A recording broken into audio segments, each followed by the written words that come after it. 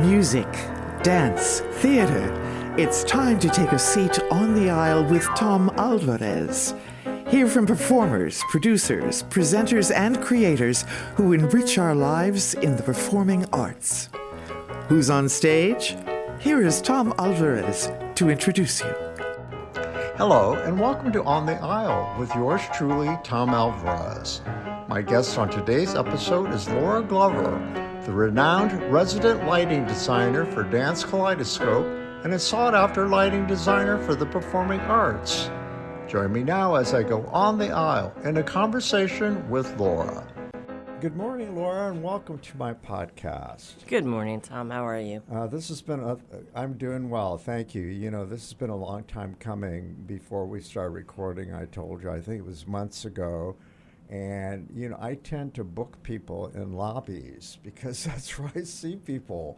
You know, as you know, I've been covering the arts for a really long time, so I've seen you in many a lobby over the years, and you're always dashing because, you know, as a lighting designer, production manager, you've got things to do. So, but we've known each other for many years. In fact, let's talk about your history as a lighting designer for Dance Kaleidoscope. It's been a while, hasn't it? Yeah, I'm currently celebrating my 35th anniversary with the company. I can't believe that. Yeah, it's kind of amazing.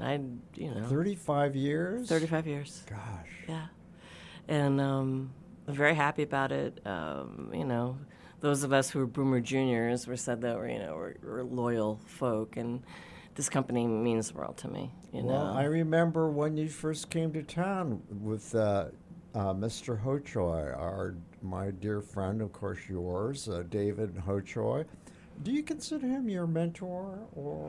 I don't consider him a mentor. I consider him one of my artistic partners. Okay. David also is a great editor of my work. Mm-hmm. So for his tenure at Dance Kaleidoscope for the 32 years that he was, yes, I learned a lot from him. But I'm hopeful that what we created together was a very deep collaboration. Well, I'll say the proof is in the pudding. How many productions did you all do together before he retired? By the way, for our listeners, David Hochoy, the artistic director emeritus of Dance Kaleidoscope, he retired how many years ago? 3 years ago. 3 years ago. Mm-hmm. I can't believe that. Yep. Okay, so let's go back and give me a brief history of how it is that you go back to where you met Mr. Hochoy. I met Mr. Hochoy at the bottom of the escalator at the U.S. Air Terminal at the old airport. Wow. David had he'd been with the Martha Graham Dance Company for 10 years. He and I did not work together there. He left the year that I started working as a second associate lighting director. So when David got this position here in Indiana, he called up the lighting director at the time, a gentleman by the name of David Finley. And Finn and I had been working together for years. As you know, I was always one of his assistants or whatever. And anyway, so Hochoy said to Finn, he's like, "Hey, I just got this great job. We're out in Indiana. I would really love it if you could come out and, design the show for us." And Finn said, "That's great. When is it?" And so he told him. He said, he says, "David," he's like, "I'm going to Paris with the Martha Graham Company." And David was like, "Oh," he says, "But I do have a second assistant who is really good." And so I remember talking to David Hochoy in my apartment in Yonkers, New York, and it was, I guess it was 1990 or 1991, I can't remember. And he, we had a nice time talking. And he asked me to come out and be technical director and call the show and also do the design for it. And I said, sure, I would love to. Mm-hmm. And so they flew me out, and he picked me up at the airport. And that year we did, actually that concert, our first piece ever together was his first light to this day one of my favorite pieces that he's ever done. It was set to John Adams slow ride. I'm going to get this wrong. It's either slow ride in fast machine or fast ride in a slow machine. And I just fell in love with it. And Barry Doss designed the costumes. And I looked at David. I said, I'm going to go. I'm going to do, after we talked about it, I said, I really want to make something of this. And so I did. And I went there. I went to an extreme, just telling him, this is who I am as a designer. This is who I am as an artist. I'm very supportive. I'm very collaborative. But I do have sort of a sense of color.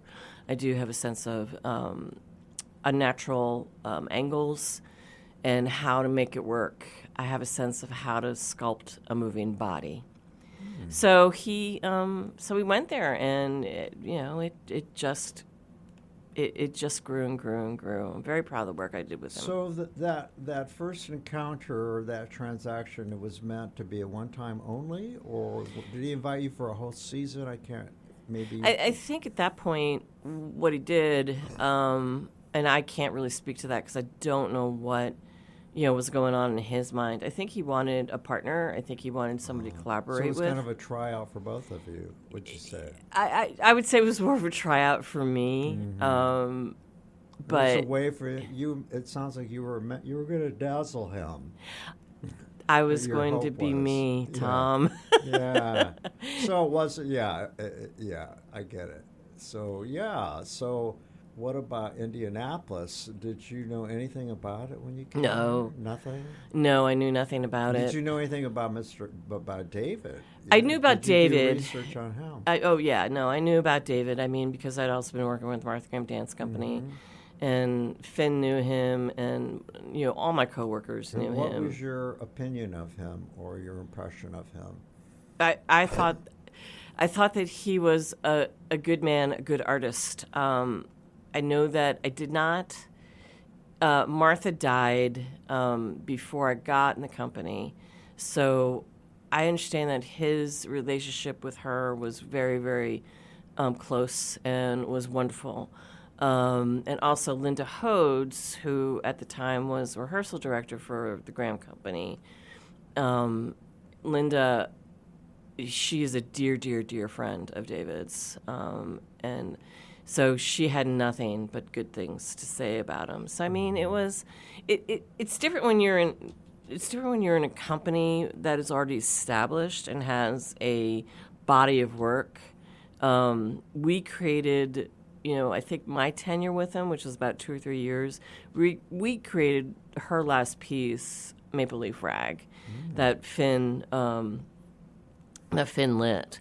So, but, you have just this body of work, Appalachian Springs, Steps in the Street, Aaron in the Maze. And these were all things that I was, I would work on with them, just taking notes or going to get coffee or whatever. So, anytime that I had the opportunity to sit down and say, so, what can you tell me about David? And people, to a one, all of them generous, were just spoke nothing but good things about him. So prior to Martha Graham, let's go back to your training. Where did it start? By the way, we should go all the way back. Where are you from? I grew up in New Jersey, right outside New York. We were there for 25 years, and then, I was there for 18 years, and then I moved to Washington, D.C. to go to school at the American University. Oh, really? Yeah. My brothers went there. Oh, really? In D.C., yeah, both of them. Yeah. On the GI Bill after they were veterans. But yeah. I lived in D.C. myself for a short time. I love D.C. I still have, my whole family's from there. I was the only one born outside the district. Did you go to high school there as well? No, okay. no. I was the only one born outside the district. But every year, my brother Gary lived down there. My mom and I would go down to D.C. for a trip because that was her home. And so, I knew the city well enough. Yep. And then when I decided to go to college at AU, I took I was going for, I wanted to be a news director, which is really kind of funny. Really? Yeah, TV? I wanted to be a news director. I was so interested in live events, like the conventions, national conventions, and I just wanted to be the person calling the shots on that. I did not know you wanted to be. You Well, had your eyes set on broadcasting. I Wow. did. Okay. But my brother, who is a wonderful, wonderful person and a mentor to me, he suggests I take a theater class because I never did theater, except I did South Pacific, and I was third nun from the left. And he said take a production course, just learn a little bit about how to build sets, about how to do this and that, and I adore my brother, so I was like, oh, okay. And why did he encourage you to why theater? Because he wanted me to understand that there were a lot of different ways to do things, and that he thought it'd be a good backbone for any production work, and that includes television, that includes theater, whatever. It'd make you more marketable, too. My dad would appreciate that. No, he thought you should be well-rounded. Yes, sounds like. Gary definitely thought I should be well-rounded. And so I took this course, and I sort of kind of started falling in love with theater. And then the second semester, they offered lighting design, and I just fell in love with it. Why lighting? All right. The big secret in our family is that my dad and two of my brothers, Brian and Wesley, they all manufactured lighting fixtures, home lighting fixtures. And then my mom was an artist. She was also a community theater actress. And then Gary was a mime. He was a playwright. He was getting his PhD from NYU in playwriting. And he was a director. Wow. So I had, from both sides of my family, I had these influences. And so you grew up around the theater? I grew up, sort of, not, it wasn't like I was backstage with my mom or anything like that. No, you went to shows and such. You were exposed. Yeah. I mean, I saw The King and I on Broadway, with Yul Brynner. It was his last one. You were in New Jersey, so you could just, Yeah, you just so go it over was to regular GW. for you to go to Broadway or to shows in New York?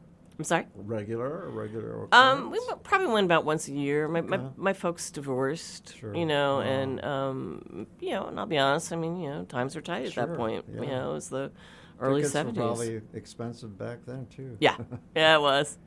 But anyway, so I had sort of a natural, and my mom always lit our house. Like, it was very seldom that we ever had an overhead light on.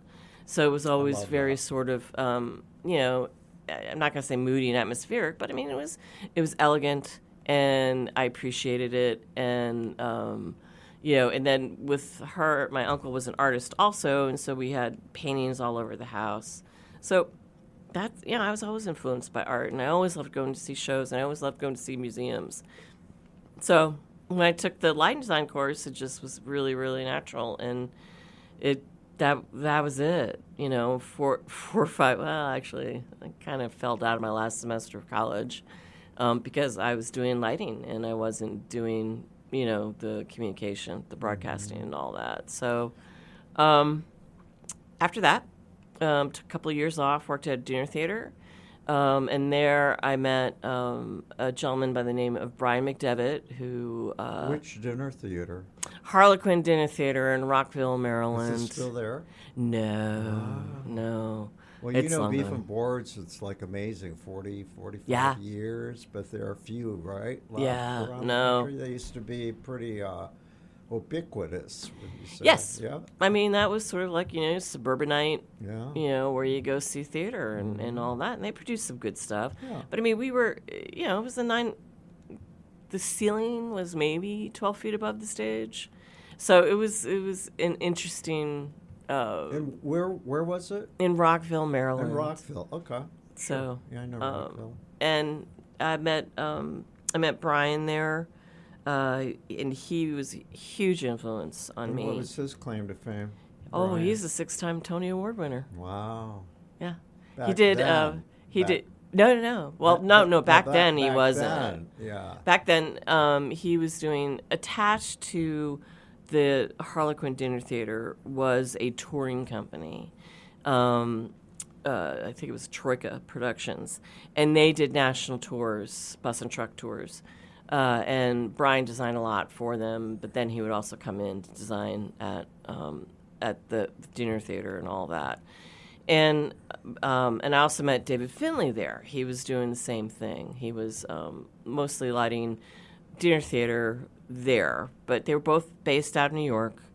And we used to do, every Friday night after the performance, we would do a cabaret-style performance. That was all the actors who wanted to participate. They could do their own songs, or they could dance something, or they could do a skit with another actor and all that. And one of my jobs, because my job was stage manager there, I wasn't lighting designer there, but one of the parts of my job was that I had to light these cabarets. And so I would take the light plot of whatever, whoever did it, and I would just, light it like these cabarets. And I just had a blast with them. We would just sit back and we'd have a rehearsal, and I'd light it, and I'd talk to them, and, all of a sudden these musical numbers would come up, and they'd be big, and like I said, I would go there. I would just go there. And so McDevitt and Finley one day, both of them came to see a cabaret, and afterwards they just looked at me, both of them, and I'm like, what's wrong, guys? And they were like, why are you a stage manager? Why are you not a lighting designer? And I'm like, I would love to be a lighting designer, but the stage manager gig was a gig. I could make money, and I could, have an apartment and stuff like that. And, but when I decided to leave that, and, McDevitt and Finn both were like, come work with me. Come work with us. Well, you could assist and all that, and especially when they were in D.C., I also did some Ice Capade stuff with Finley. So was that more than an internship? Were you an assistant?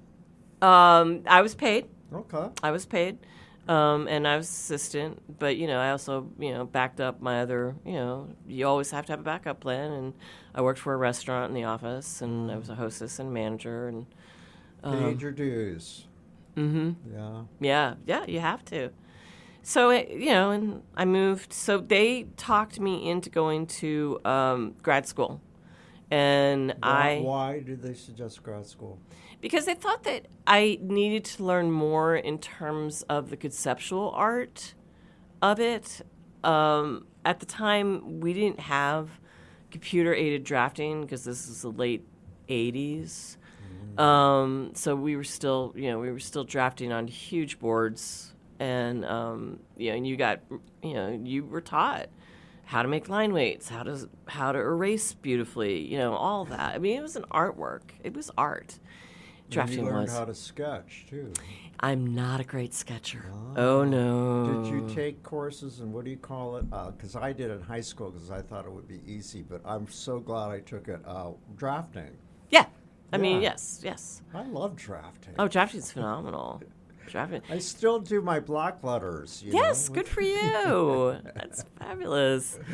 But so I went to school at SUNY Purchase, which is now Purchase College, and it's like an extension system in New York, isn't it? These colleges. State University of New York, yeah. at Purchase. Purchase is still part of, as I understand it. So anybody out there who does know, I'm so sorry if I'm saying it wrong.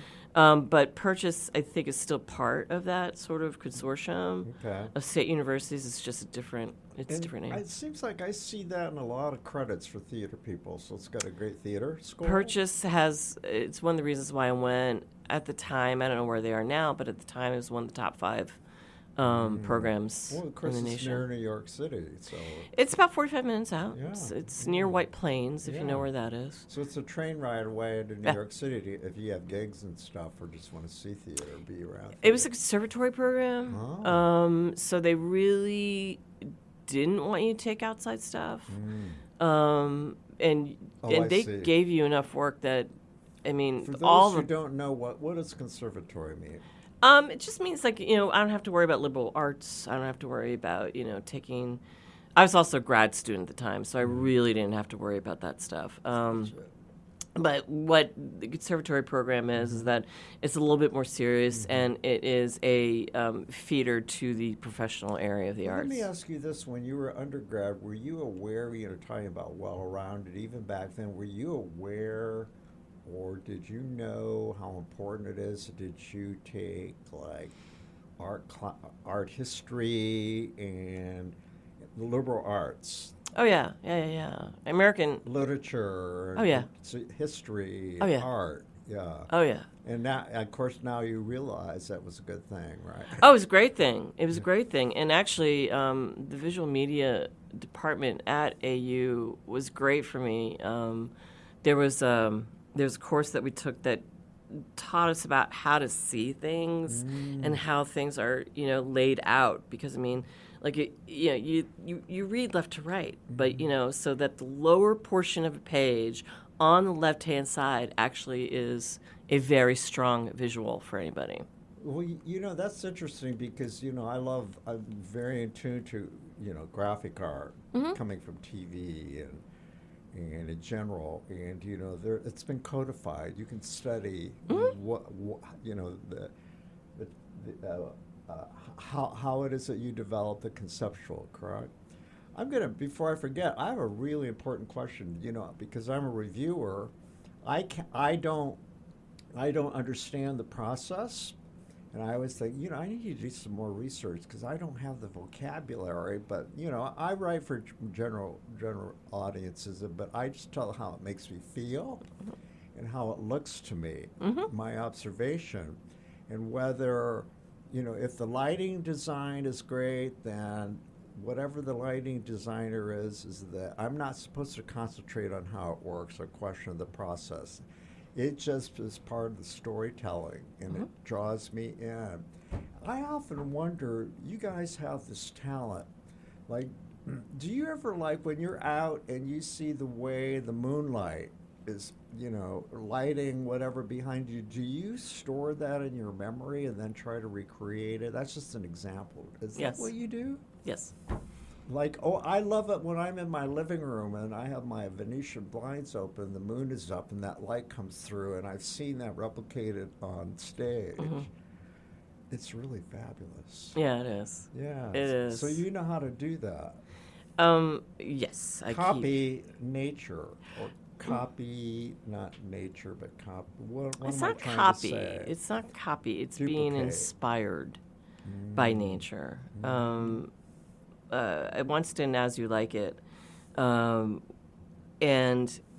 I was at my brother's farm in southern Maryland, and we would take these little walks after dinner, and we'd go down the lane, and in front of us was, it's a forest, it's woods, and it's all around us. There's woods all around us, but in front of us, Tom, I gotta tell you, it was so inspiring. There were a million fireflies up in the trees, and I've always that just stuck with me because I was like, I can help. That helps me light As You Like It when you go into the forest as opposed to the city. It's something that is just so natural and so beautiful. So you have a filmic mind. Filmic.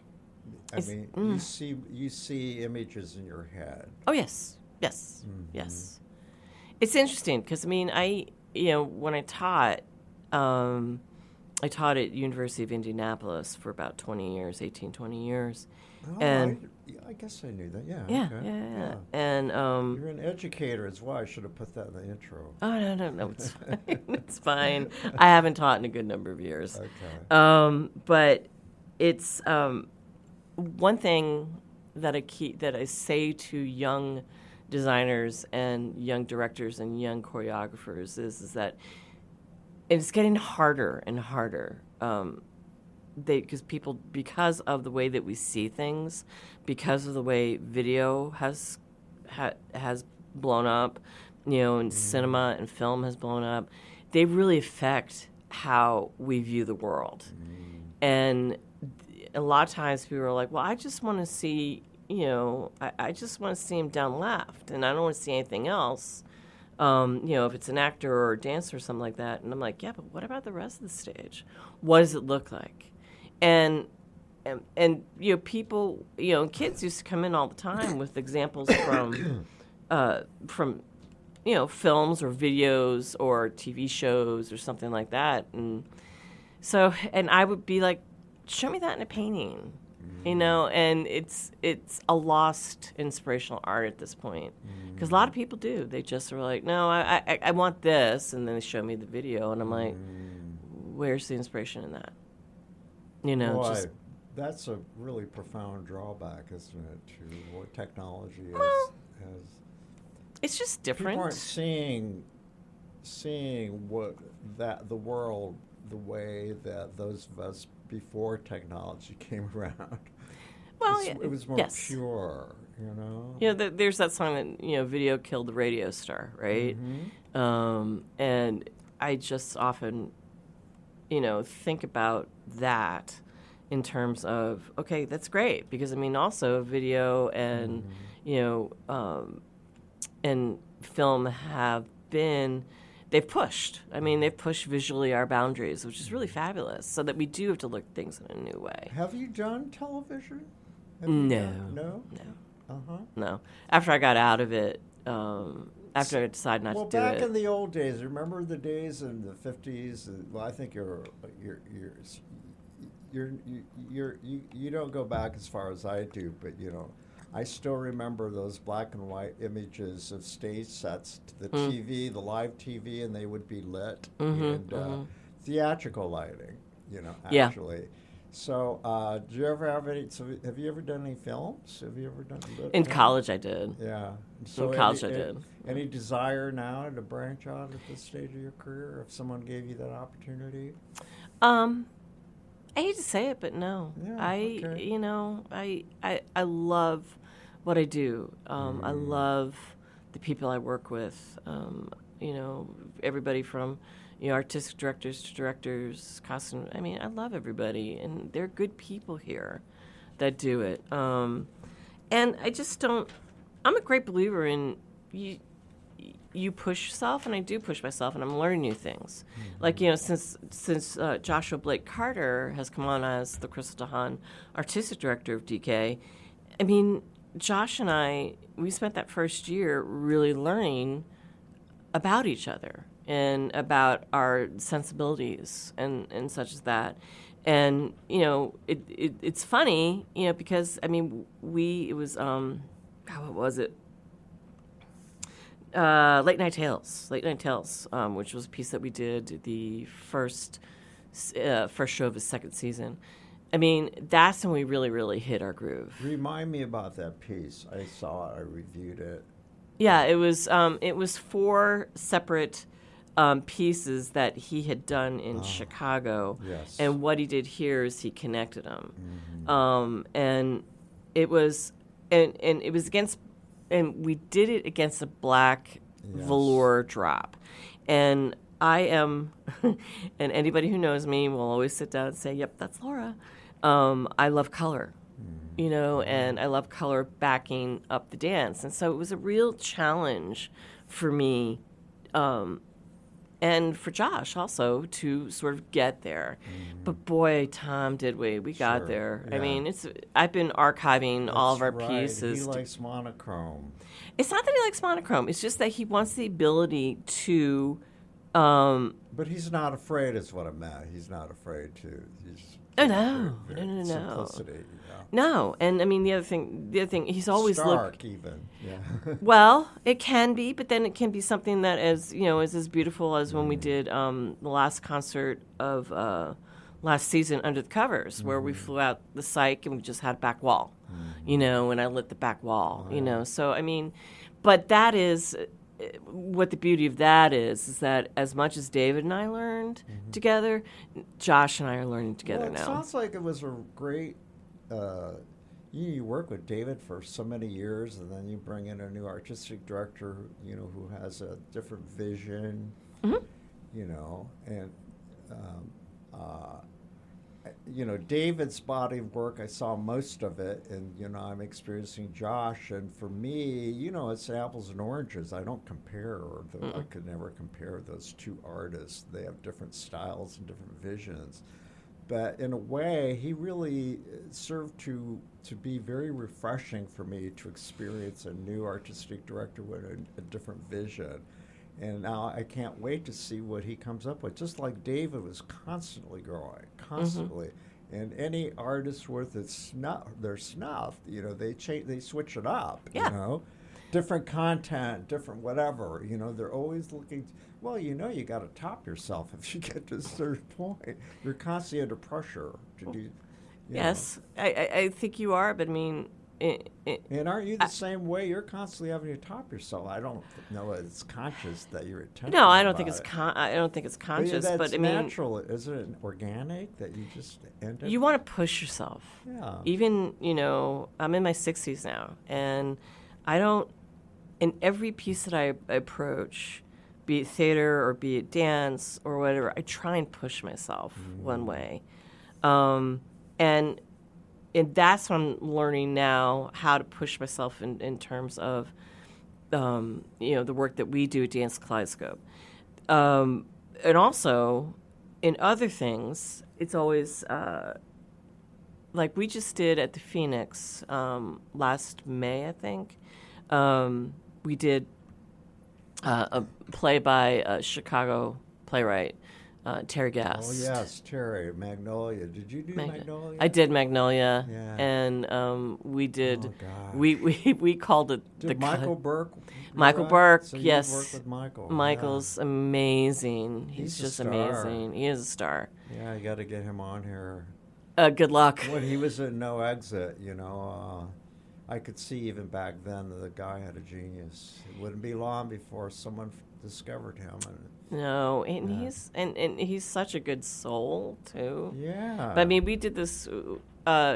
Michael called it a Southern Gothic horror play, and we went everywhere. And I gotta tell you, Tom, that was an amazing experience. I'm sorry I missed it. It was such an amazing experience. You speak of the Phoenix Theater, but I want people to hear some of the. You're sought after, lady. You really are. You talk about good luck with getting Michael on the show. Well, good luck if you can get Laura Glover to light your show. You've got Ballet de San Juan. That must be a Ricky Melendez. Yes, gig, that was Ricardo. Right? Or your connection. Many years ago. Pascal Real Dance Theater. Pascal Rioux. Taylor too. Is that Paul Taylor Dance Company, number 2 company? And you were Indianapolis Shakespeare Company, Cincinnati Shakespeare Company, Merrimack Repertory Theater, Summer Performance. American Lives locally, the IRT, the Indianapolis Symphony, Butler Ballet, and the Indianapolis Men's Chorus. Oh, and there's more. I'm sure. There's more. I mean, what a wealth of experience you've had. And I've seen a lot of your work. And, I've run out of superlatives when I review your work. And I think now I just what do you call this woman? She is so, you're so prolific too. But I know when I see your work that it's almost, for me, it's almost a spiritual exercise because, the depth of your talent in terms of the way you showcase, especially the dance. You really understand anatomy. Mm-hmm. Yeah. Mm-hmm. And did you consciously, how do you like bodies in movement? That's an interesting question. Do you remember Drew Endicott, the photographer? Oh, yeah. Drew made it his business to learn how to photograph dancers in movement, suspended in the air. And he said that was it opened him up as an artist. Well, see, that's the thing, is that if you go ahead and you do something new, it's one of the reasons why I don't like just sticking with dance. Because in every sort of art form, you're going to learn new ways to do things. What did you do with the symphony? Their concerts? I did their pop series for a while. Of course. I adore Jack and Ty and Brandy. I mean, they're such good people. And then I also was the original line designer for the Happy Hour series for Time for Three. Of course. And that was Did a you work wild with ride. Steve Hackman? Did I'm you sorry? work with Steve Oh Hackman yeah, as love well? Steve. He's an amazing man. Yeah. I still have an email from him in my inbox because every once in a while I just want to go back and read nice things, and he sent me something I that just was saw beautiful. he's become a pal, and I just saw his Beyonce and Beethoven. It just blows my mind how he can take these genres and meld them together. They're seamless, Yeah. It's just like he's brilliant. No, he is brilliant. He's got a movie coming up. Did you know that? No, I did not know that. Netflix. He's in the composing business now for films. That's fabulous. That's part of what he wants to do. That's fabulous. And I also learned he's got a Broadway show he wants to do. Oh, that's fabulous. So we're going to see more of him. Good. And so anyway, all of these companies. So I take it you also work nationally. You get gigs around the country. I have. I made a conscious decision a couple of years ago that I just sort of wanted to stick closer to home. I know you're domestic because I follow you on Facebook, and oh well, I haven't been on Facebook. Let's talk about your husband and your life partner, and tell us about.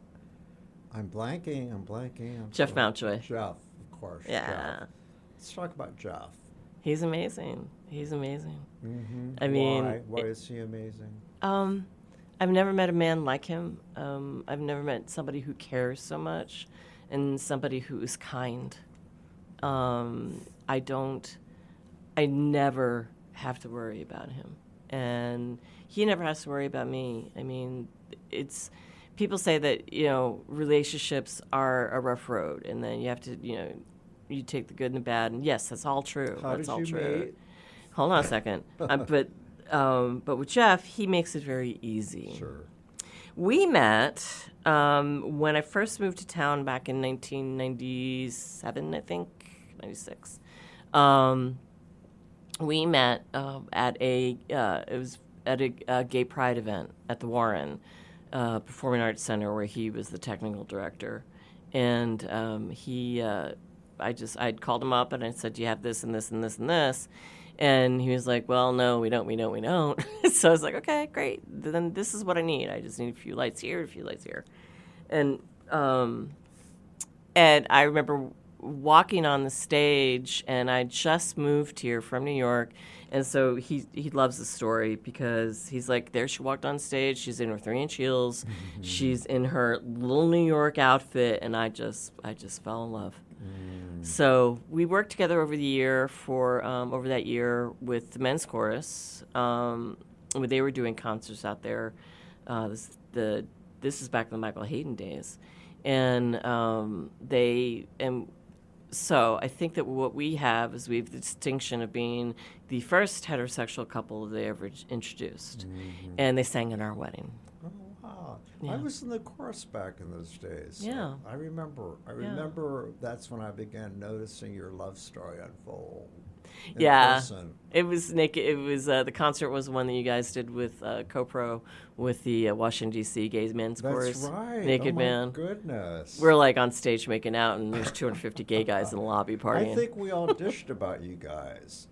I'm sure you did because I a lot of you guys came up to me afterwards and you were like, "Oh, watch out, take Jeff away from us." Yeah, he does. I don't know him well, but he really radiated this kindness. This that was very evident in the way he treated people. And he still does. Yeah, and didn't he at some time run the Arts Garden? He doesn't run the Arts Garden. He is the production coordinator for the Arts Garden. He's still there, yeah. Wow. I mean, that's been almost 25 years. And what else does he do? He also works with Indie Shakes. He's a company member. He does their front of house sound. But I mean, the Arts Garden keeps them really, really busy. They usually have over 400 events a year. I'm afraid to admit, and I'm embarrassed actually, that I have yet to see Shakespeare in its present location.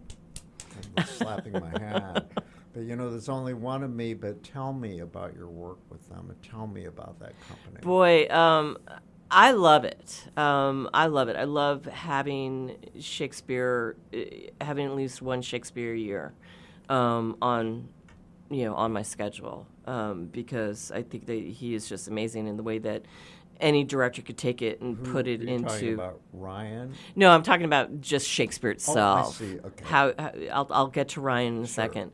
So I love doing Shakespeare now. Why?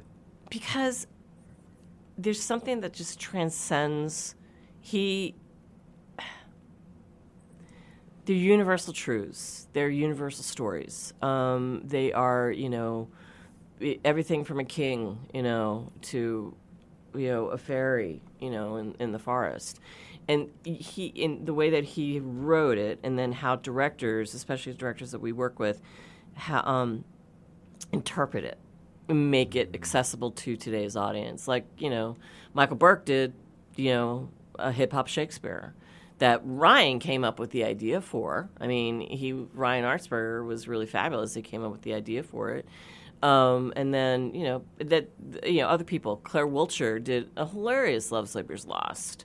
And what's so wonderful about that is because how beautiful she is in terms of comedy and how she could bring out funny things. Brilliant, that one. Yeah, she's on the show. We laughed for a whole hour. Oh my goodness, I'm sure you do. I'm sure you do. What do you think about? Well, I'm thinking about what do you? Sometimes the concept stuff can fall on its face. I've seen some pretty out there. But when they work, they're incredible. When they, like a Michael Burke takes a Shakespeare and make a hip hop, for instance, it's just like, oh no, what is this going to be? Is it going to be like really?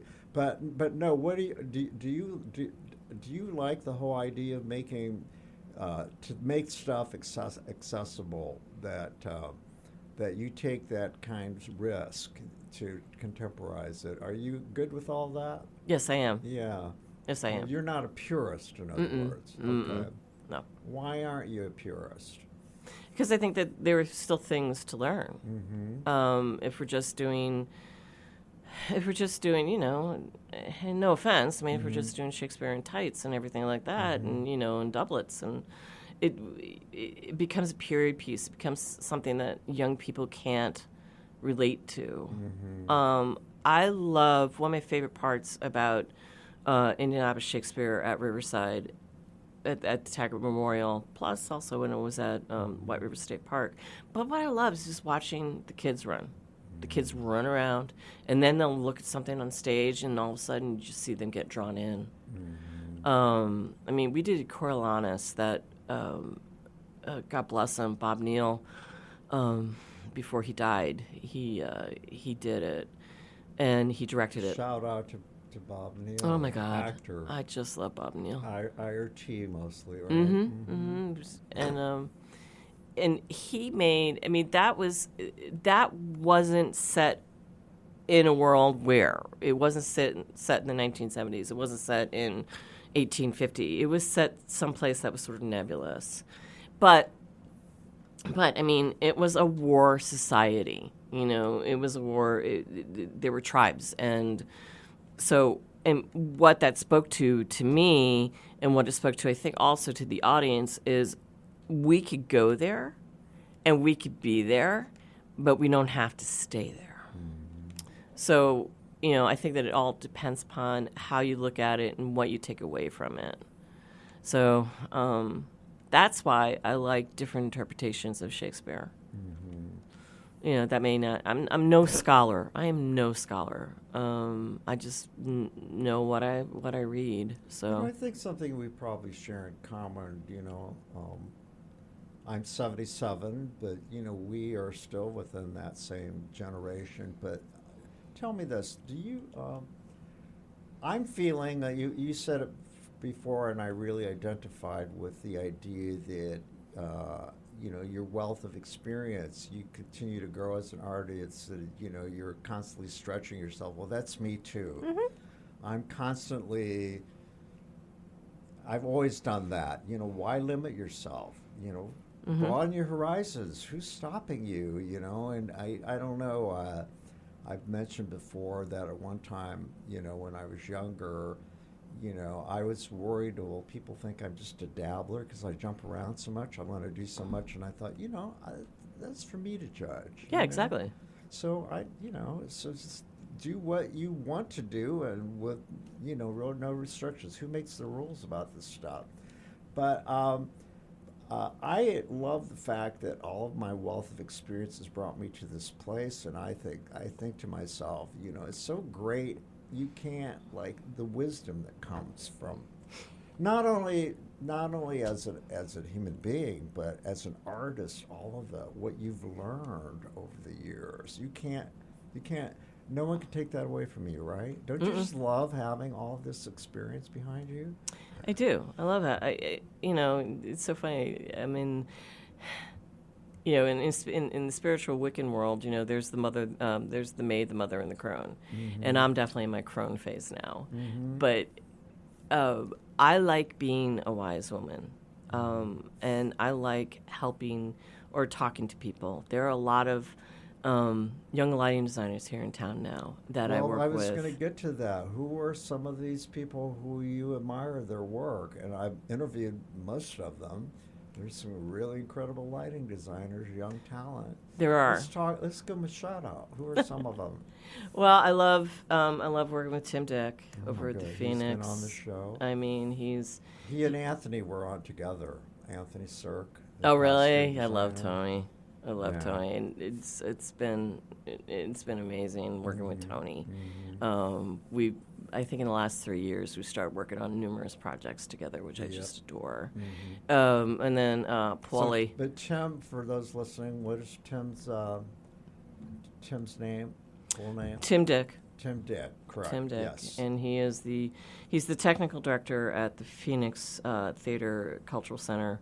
But he's also a lighting designer in his own right. He spent a good portion of his young adulthood in New York City and doing theater there and all that. And then, you know, and they moved back a couple of, oh my gosh, probably about 8 years ago. Yeah. You know, and they're such a good soul, and the thing I love about it, and the thing I love about the theaters now, theater companies such as American Lives, like specifically Chris Saunders with American Lives Theater, you know, he wants to bring in people, just a plethora of people, you know, and so it's like, you know, if, you know, Laura could do this one, like they offered me, and I'm sorry I couldn't do it, I have a DK show, Bridget Haith, is directing it. Oh, it's I can't remember what it's called. I'm so sorry, Chris. This is an ATL? Yeah. Yeah. And, you know, I said, I can't really do anything. I can't do it. I could do something else. And he was like, well, he says, Laura, you know, I'm trying to sort of like, you know, spread the love, which I adore, and also make it sort of about what their strengths are, such as Tim. They did the gender play for Indianapolis Shakes last year at the Phoenix, you know, and that went on. Black box. And that I love that black box. That's my favorite space in the city. It's my favorite space in the city. Oh yeah. And they went on to do it in Louisville. You know, he jammed with the playwright. He jammed with the performer, and it's just, I love that. I love that about that. Other lighting designers in town, we got Paulie Crumpacker. He just did Relevations concert last weekend at the Basile Theater at the Phoenix. And then, I mean, you know, Joy up at Marion College, she's wonderful. So, I mean, it's just, there's a bunch of people, you know, and not even, and like, that isn't even like, you know, me talking about, you know, people that I haven't worked with. Then, of course, you know, your colleagues, the Koharchik brothers. Oh, well, yes, my boys. Rob and I have designed together a lot in the last few years, and I adore working with Rob Koharchik. Do you guys ever get together just to hang out and drink beer and just talk shop? We used to a lot. We used to a lot. But life happens. Stitching, like you got kids. Stitching bitches. You've never done that? Yeah, with those right. guys? Yes, knitting. No, and I mean, Ryan, it's really funny because a good friend of mine, Mike Lamorand, who's also the sound designer for DK, Mikey and I, our friendship has been 34 years. And, and Ryan, my friendship with Ryan is 33 years, and I met him through Mikey. And we used to hang out a lot. But what happens is, when the Civic moved up to Carmel, and then you get married and you have 2 kids, or you don't get married and you have 50,000 cats. It's just, it gets away. Do you go around to, the local, theater? Well, you said you taught at U of Indy, but do you ever, go around to high school and college theater programs to talk to people? And yeah, I've got a master class that we what I do. mean. When we go on the road, DK will offer that up sometimes. We just went out to Crawfordsville, North Montgomery, and their production manager asked me to come out and do a master class. And I said yes. Have you done any collaboration with IU at all? Indiana University? State? Yeah, the big universities, Purdue? No. Okay. No. I've been down to Bloomington. I've worked with Constellation Stages Screen a couple of times. Right. And we have, they may bring in students there, to help load in or whatever. So that way I've been with them. That's fine. I really don't need to. Yeah. No, I was just curious, though, because, those programs are very competitive. Ball State's really coming into its own big time. Yes, it is. They've got big stars that come in with their cabaret program. Right. And IU, Magic Thread Cabaret, we had a master class with Anthony Nunziata. And we brought in the senior class of IU, and the next day they were all moving to New York City to make their fortune. I'm serious. That's wonderful. They were all packing their tap shoes. But anyway, there's just a lot of great matriculation going on in all the Indiana University, or all the universities have got theater programs and dance programs. It's very exciting, don't you think?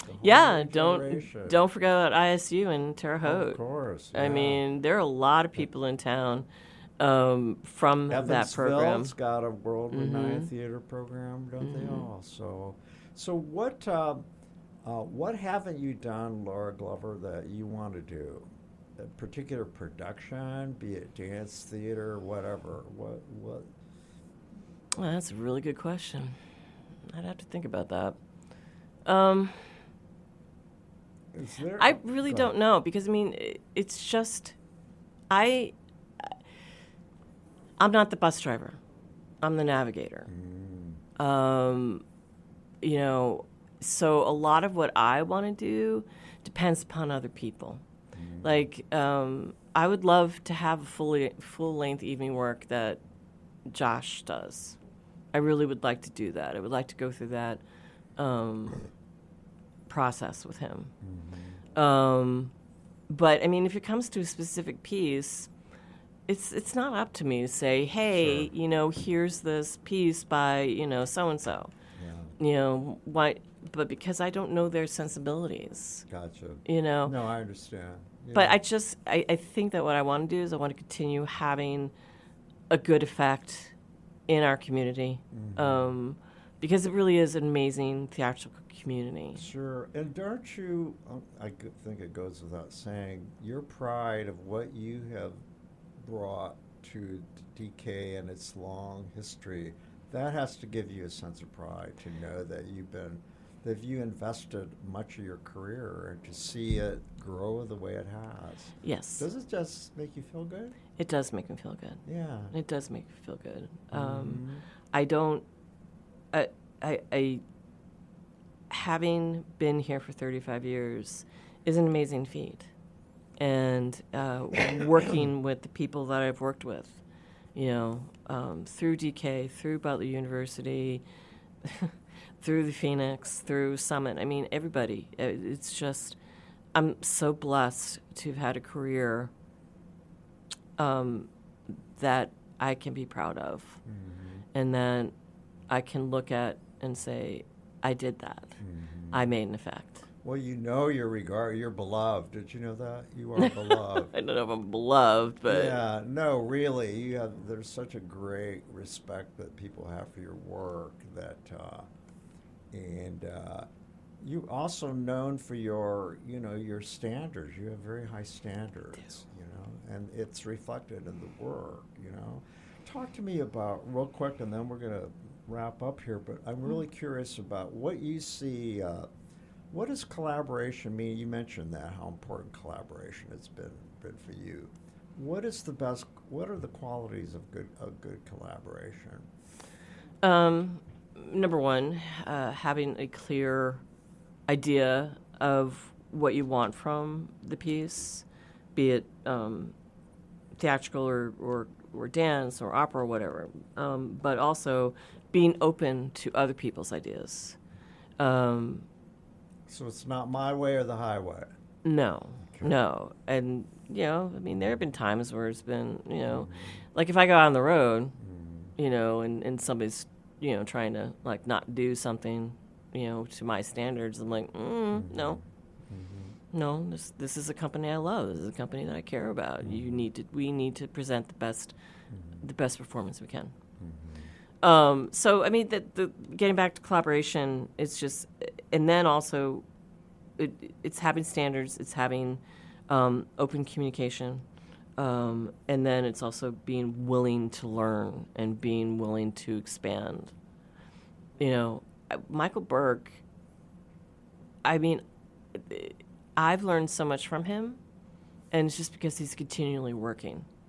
I mean, I'll be like, after dress rehearsal or something like that, and he'll be like, Laura, can we think about this for a second? And I'll go for a second, and, of course you're like, it's 11 o'clock at night, I really want to go home. But then you're like, no, I want to have this conversation. I really want to have this conversation. So, and then what we do is the next day, we just take 5 minutes, we put them into that world that we changed for the millionth time, and let them sit in it for a second so that they can do it. Because I always hate putting anybody on stage without not having them been in it already, because I don't think it's fair to them. It's not fair to their performance. I bet you've never cut corners, have you? Well, I mean, you have to, and that's where the production manager in me. I mean, I would love to have, a rig. I mean, all right. Here's the beautiful thing about it's not. But what I meant though is that you don't compromise other people's work because oh hell, no. It's 11 o'clock, so let's skip that. No. You can't. Yeah. You can't. I love that. You can. I mean, why are we here? Let's do the best job that we can. So, what do you say to our listeners out there? There's a young high school student or college student who, is hearing what you're saying about lighting. Why is it a career they might pursue if they're looking in the direction of theater? I think that what I love about lighting is that it's so ethereal, and you have to be in the moment. And you have to pay attention to what the words of the player saying, or what the choreographer is displaying through movement. You have to pay attention to that, and it's just wonderful to have that kind of effect. They always say the best review that a light designer can get is none, because then what just happens is that the reviewer has bought into the fact that this is the world they live in. And that's what one of the things I've always said is that I provide a world for all of you to live in. And it's a lot of fun making that world. It's a lot of fun making that world. You are not going to make a lot of money. And the first part of your career, you're going to have to wait tables, or you're going to have to be a temporary legal secretary, or whatever. You're going to have to do things in order to make rent. But then when you get into it and you get that beautiful feeling of, I'm making my living off of this, and I'm saving up some money. I mean, you're never going to be a millionaire, but you can make a living at this, but all it takes is hard work. But you have to have a vision. You have to have an eye for what you want to do, and you have to have belief in yourself. And what about have you ever thought about the impact you've had on audiences, especially now, my mantra of late has been, the world so desperately needs artists more than ever because of what's going on with all the noise going on around us right now, and that the theater, the arts are one of our only escapes, that and sports, where community, you can come together in a safe space. So wouldn't you agree that the work that you do is really important, that it's like, it's...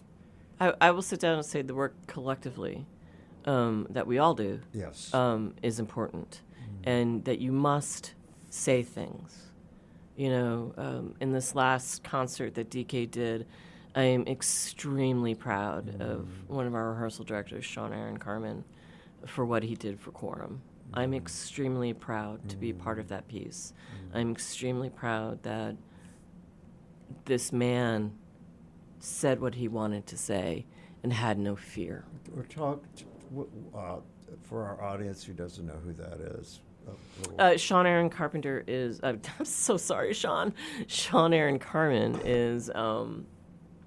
He's one of our rehearsal directors. Are the one Liberty Harris, who's also our director of education at DK. Sean is also a choreographer, and he was with the Ailey for many years. Yes. And he was also on tour with The Lion King. And he was even on Conan O'Brien dancing. He's such a neat, interesting person who's had a lot of different experiences and who pushes me. I mean, Sean really pushes me. I have to have him on the show. You do need to have him on the show. Yeah. And could be in its bonnet, would you? I would. Okay. I will. I'm going to go see him today. But he's a young black man. And he is not afraid to say what his truth is. And there are times where I look at people, and I've said this quite often, I'm a middle-aged white woman, really, you want me? Okay, great, I'll do it. But if you want to have somebody, here's somebody who can say something about that with more personal knowledge than I am. With DK, it's a little different because, they got me on staff and all of that. But, I mean, Sean and I, again, it's been growing. But, I mean, God, this last piece was just amazing. Quorum, it was just amazing. Very proud of him. Laura Glover, it's been a privilege and an honor to know you all these years. And, you've brought so much enjoyment to me in my work as a reviewer. I've spent so many hours in theaters and concert halls. People always ask me, so how do you stay so positive? And I said, it's because I'm surrounded by art, And so you've been part of that. So thank you. Oh, well, thank you. And I'm sure I will see you somewhere in the lobby or definitely on the aisle. Thank you, Tom, so much for having me on.